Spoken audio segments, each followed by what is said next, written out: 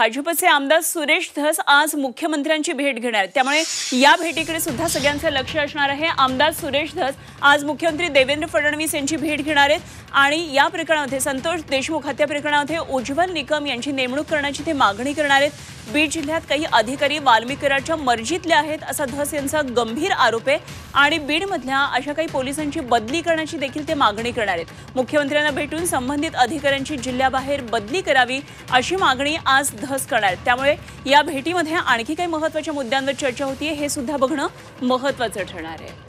तर एकंदरीतच राज्यामध्ये आज महत्त्वाच्या घडामोडी आहेत आणि या सर्व घडामोडींवर लक्ष ठेवून आहेत माझ्या सहकारी आमच्या प्रतिनिधी मनश्री पाठक। आपण जाऊया मनश्रीकडे। मनश्री, महत्त्वाची घडामोड ती म्हणजे आज मंत्रिमंडळाची बैठक आहे। अनेक महत्त्वाचे मुद्दे आहेत चर्चेमध्ये, गियाबारे असेल किंवा आरोग्याच्या दृष्टीने महत्त्वाचे, आणि त्याचबरोबर दमानी यांनी अजित पवारांकडे मागणी केलेली आहे मुंडेंच्या राजीनाम्याची। सुरेश धस आज मुख्यमंत्र्यांची भेट घेणार आहेत। काय काय नेमके या संदर्भातल्या घडामोडी आहेत? आजची राज्य मंत्रिमंडळाची बैठक ही चांगलीच वादळी ठरण्याची शक्यता नाकारता येत नाहीये, कारण राज्य मंत्रिमंडळ बैठकीतले दोन मुद्दे असे आहेत की जे प्रत्यक्ष सर्वसामान्यांच्या आयुष्याशी जोडले गेलेले आहेत। जसं आपण सांगितलं की जीबीएस सिंड्रोम बाबत आजच्या मंत्रिमंडळ बैठकीमध्ये चर्चा होईल। विशेषतः पुणे, नागपूर, कोल्हापूरमध्ये जे रुग्ण आढळत आहेत, जी चिंताजनक स्थिती आहे त्यावर चर्चा होईल।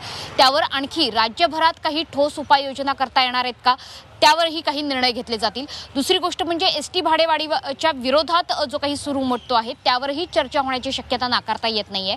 त्यामुळे सर्वसामान्यांच्या आयुष्याशी निगडीत असणारे हे विषय, मात्र सोबतच राजकीय दृष्ट्या सुद्धा आजची मंत्रिमंडळ बैठक ही अतिशय महत्त्वाची असणार आहे। कारण आहे ते म्हणजे अजित पवार आणि अंजली दमानिया यांची झालेली भेट। जसं अंजली दमानिया यांनी काल बोलताना सांगितलेलं होतं की तसा माझा आणि अजित पवारांचा 36चा आकडा आहे, मात्र तरी सुद्धा मी माझा इगो बाजूला ठेवला, अजित पवारांना जाऊन भेटले, त्यांना माझ्याकडचे सगळे पुरावे दाखवले। वाल्मिक कराड आणि धनंजय मुंडे यांच्यात कसे व्यवहारी आहेत, यांच्यात कसे व्यवहाराचे देखील संबंध आहेत याचे सुद्धा पुरावे मी सादर केलेले आहेत। सोशल मीडियामध्ये त्यांचे जे काही रील्स असतात त्यानुसार त्यांची जी काही घनिष्ठ मैत्री लोकांसमोर आलेली आहे, त्यामुळे एक वेगळा संदेश सरकार प्रति जनतेमध्ये जातोय। त्याच्यामुळे या प्रकरणामध्ये धनंजय मुंडेंचा तातडीने राजीनामा घ्यावा अशी मागणी अंजली दमानिया यांनी केली आहे। दुसऱ्या बाजूला सुरेश धस हे सुद्धा आज मुख्यमंत्र्यांची भेट घेत आहेत। उज्ज्वल निकम यांची नेमणूक करावी सरकारी वकील म्हणून या प्रकरणात अशी देखील मागणी करतायत। त्याच्यामुळे एकंदरीतच धनंजय मुंडेंच्या विरोधात या प्रकरणात आता सरकारमधून काही हालचाल होते का हे बघणं अतिशय महत्त्वाचं आहे। मंत्रिमंडळाच्या बैठकीमध्ये या चर्चांचे काही पडसाद उमटतायत का हे बघणं सुद्धा तितकंच गरजेचं आहे। यापूर्वीची अजित पवारांनी भूमिका घेतलेली होती की जोपर्यंत पुरावे समोर येत नाही तोपर्यंत धनंजय मुंडेंच्या राजीनाम्याचा कुठलाही प्रश्न उद्भवत नाही। मात्र अंजली दमानिया यांनी पुरावे सादर केलेत असा त्यांचा दावा आहे।